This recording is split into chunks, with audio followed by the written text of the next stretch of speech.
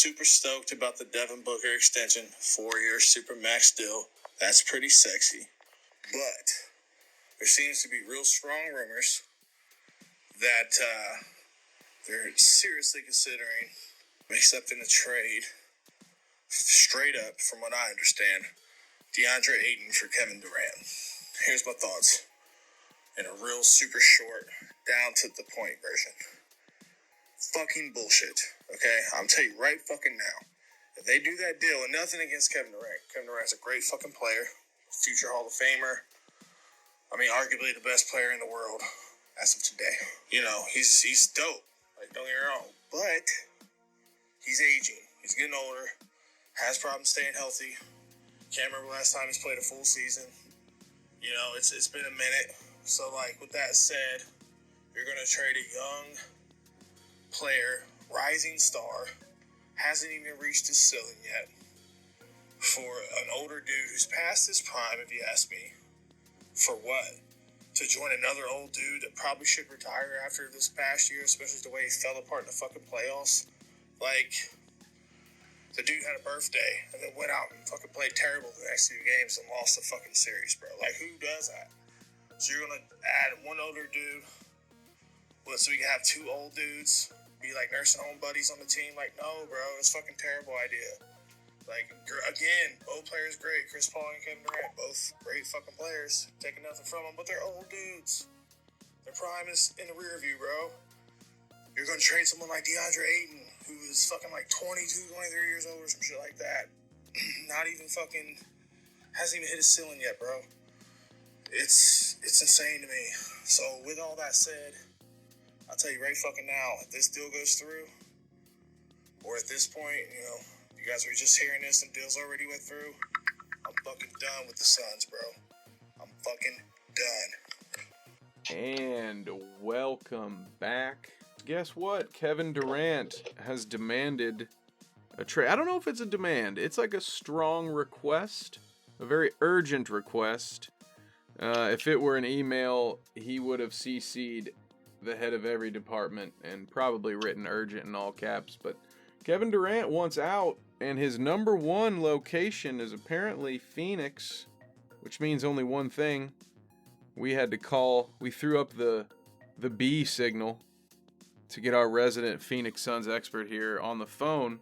Sorry for waking you up, Shawn, but thank you so much for joining us to discuss the newest Phoenix Sun, Kevin Durant. How pumped are you about this Kevin Durant business, my friend?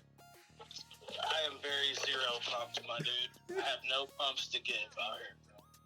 That's what she said? I'm going to tell you why, Kev. And, well, actually, you go first. I'm still trying to get my thoughts together. I ain't going to lie. I'm upset. I need to take a value real quick, bro. Go ahead and tell me what you're going to say. He needs a Valium. Okay, that's fair enough, man. Hey, I can't even fathom what it would be like to have the Indiana Pacers on a players trade to list. It's always, the Pacers are always the team players want to leave. I'm used to being on the side of, oh hey, our best player is demanding a trade again. Yeah, that's that time of the decade. Happens every 2 or 3 years. So I can't even fathom what it would be like to have a talent like Kevin Durant joining my team. I don't know if I would love this move as a Suns fan. The asking price is going to be so high for Kevin Durant. He has 4 years on his contract. What I will say, because I want to hear the Suns fans' perspective before I muddy the waters, so what I will talk about is what I know, which is that if Kevin Durant had not signed his extension last year with Brooklyn, this would be a chance for him and Kyrie to essentially run it back on 2019. They both could have signed with, let's just say, the Knicks, because that seems to be the popular one I hear. But Kevin Durant signing that extension has had such crazy implications, because then Kyrie opted in. Word around the streets are that the Lakers are heavily interested in gaining Kyrie. The only way that happens is probably with a buyout mid-level exception situation, but that's a talk for another day. But it is very interesting how Kevin Durant's decision to sign that extension when he didn't really have to, and it tends to be almost against the norm from what superstars of his caliber have been doing, opting in such a way.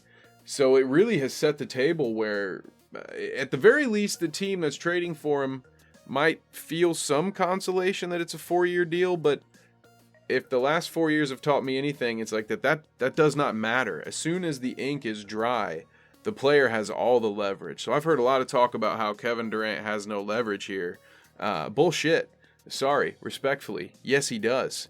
He has tons of leverage here, because if he doesn't want to play, all he has to do is go see a doctor that doesn't work for the team that says he's got an injury. And then he's not breaching his contract and he didn't have to play. Shit, Ben Simmons didn't even do a physical injury. He went the mental health route and was able to keep the majority of his contract. So Kevin Durant holds all the cards here. The Suns aren't his only choice, but they are his top choice. So now, to maybe help you, Shawn, maybe I don't think you're going to like it.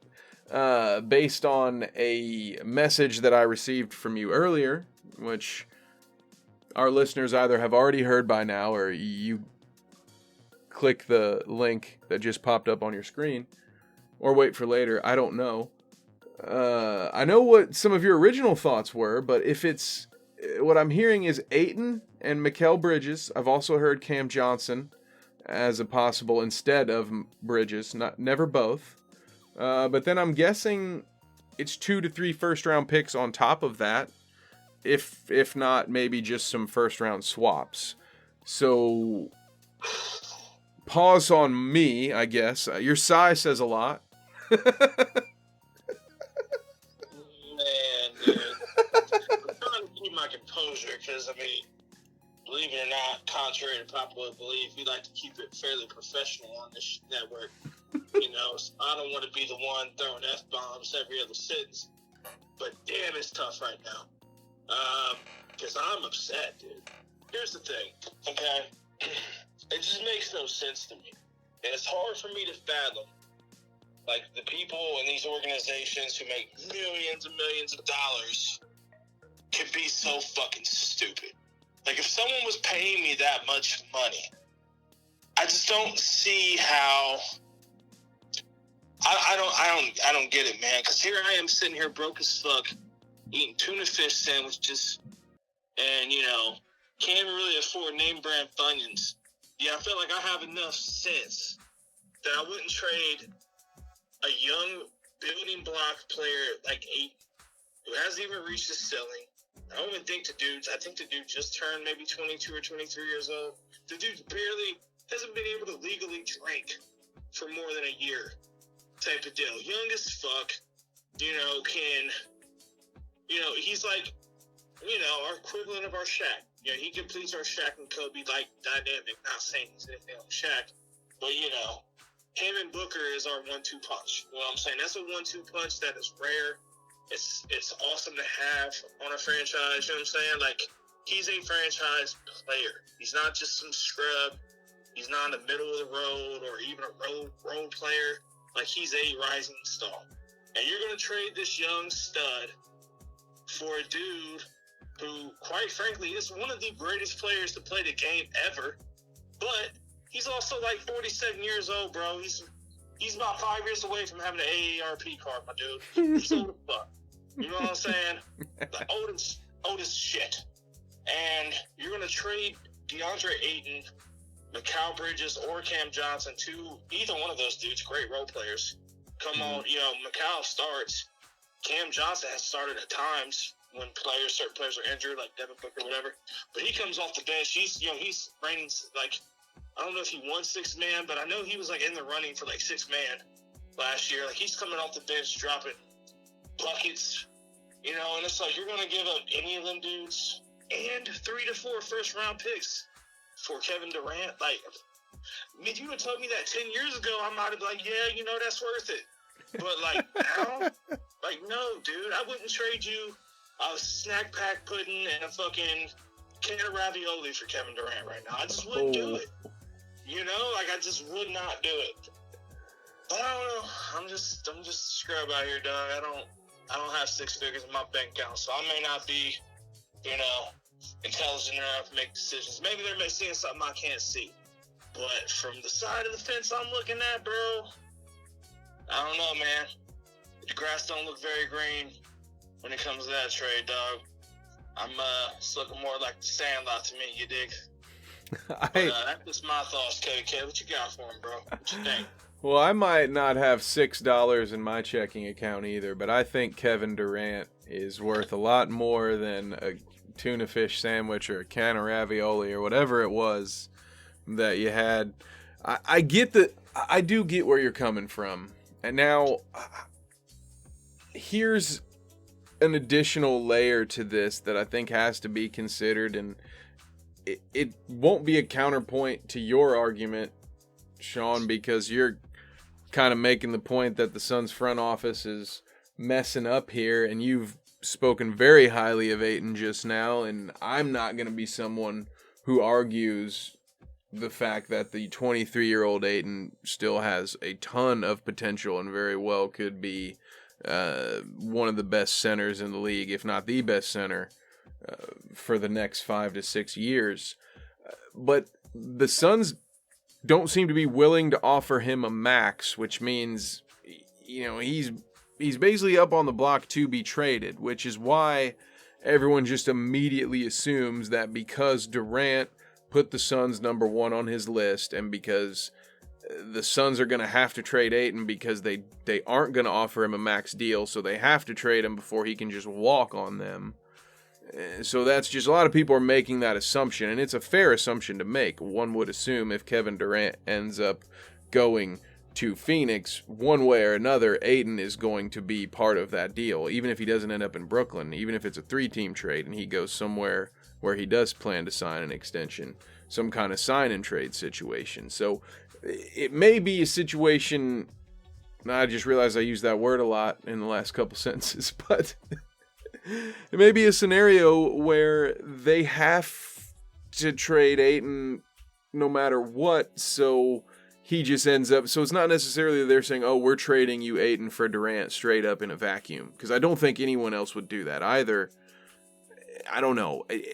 Championships are worth a lot, man. You know, we've seen people sell the farm and mortgage the next decade for that one shot at a championship. So I wouldn't be surprised to see a team make a move like that. It's not the move I would make in 2K. You know, I'm not trying to get, you know me, Shawn, don't tell anybody on this recording, but you know the rules. Once you hit 31 on my 2K team, you're trade bait. Like, you're out of here, dude. Like, I don't mess with that. So I'm never trading for Kevin Durant, but and I still don't like it. Like, I know it's the thing we're supposed to argue, and I'm supposed to tell you you're wrong, that this is actually a great trade and it would be brilliant. And do I think a Booker Durant combination is going to be almost impossible to stop? Yes. The answer to that is yes, especially if Chris Paul does stick around. Like, I imagine with Durant and Booker, if you just, I'll play devil's advocate here and just say, let's say they do it. Maybe Chris Paul takes a really, really light year and just barely plays until the playoffs so he doesn't run out of steam this time. And with him running the show and all he's got to do is hit, and all, you know, Kevin Durant and Devin Booker just have to get open, and the Suns find somebody, whether it be in the buyout market or just a couple of different veteran big men to fill the Ayton void, to come in, set screens, to get Booker and Durant open. Like, that's pretty freaking lethal, man. That might get you that chip. So did any of that make you feel better? Would you, if it meant a chip, you know, are you still not interested at all, knowing that Dayton, you know, DeAndre Ayton has to walk? Are you saying that, hey, the Suns front office, they just need to reconsider and make Ayton a max guy? So, to answer your first question, no, it does not make me feel any better. And to answer your second question,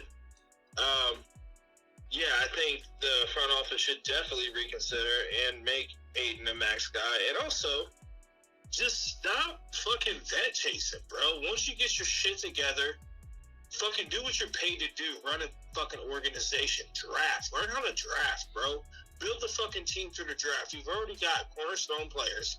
All you need to really do at this point is draft, like, try to find a stud-ass point guard that can take over for Chris Paul. I mean, Campaign's nice, dude, but he's not the guy at the position as a starter. Like, he's good. He's hella dope in doses. You know what I'm saying? Like, he's good coming off the bench, and he can definitely sub when need to if someone's hurt. But I would not feel good going into the season with Campaign as my number one at the one spot. Like, I'm not, nah, bro. Fuck that noise. But you're definitely going to need, like I said, a point guard that can learn under Chris Paul for a year or two, and that can take his spot, and then have like a wing player of a Durant kind of potential. Obviously, it's going to be, I mean, players like Durant are once in a generation kind of talent, in my opinion. So can't really tell you to find like a Durant number 2, but just try to find someone that fits that mold the way you like. Like, don't just go out here and trade the fucking farm for a dude who's 38 years old on a 4-year extension. Like, that's just retarded, dude. Like, I don't get it, man. Like, I'm gonna be quite frank with you, dude. Like, and I said this before, and I'll say it again for those who have not heard me say it or may have forgotten. But I'll tell you what, I'm not a fucking Suns fan, bro, by any means. I'm a Devin Booker fan. I love me some D-Book. But if the fucking Suns dick off and fuck this up and ruin D-Book's chances of winning this shit, I'm done with the team. I'm telling you right fucking now, I will pack my fan card and travel on down the road, because there's plenty of other players I like too. Devin Booker ain't the only fucking player I like. But again, that's my favorite player. I want to see him win a championship. But it's not my fault he plays for a shitty-ass team, a shitty-ass organization. I'm not going to stick around, waste my fucking time following a team who doesn't give a shit about the fans, because I can't see many fans at all being on board with this, bro. Like, I'm in plenty of Suns fan groups, and I can tell you right now, consensus is no one's really happy about this, bro. No one wants fucking Aiden to leave for Durant. Doesn't fucking matter if Aiden's going to go or not. Like, if he has to be traded, I get that. But trade him for someone of, in my opinion, better value. Don't trade him for fucking Grandpa Durant, dog. I don't want Grandpa on my squad. I'm not giving up the fucking farm for, Grandpa fucking Durant. I don't want the shit. That's why it's really, I've had all I can say on that, bro. I'm feeling like Forrest Gump over here, dog. That's all I got to say about that. There ain't much more to be said about it. So you heard it here. KD to the Suns is a no-go from the Phoenix faithful.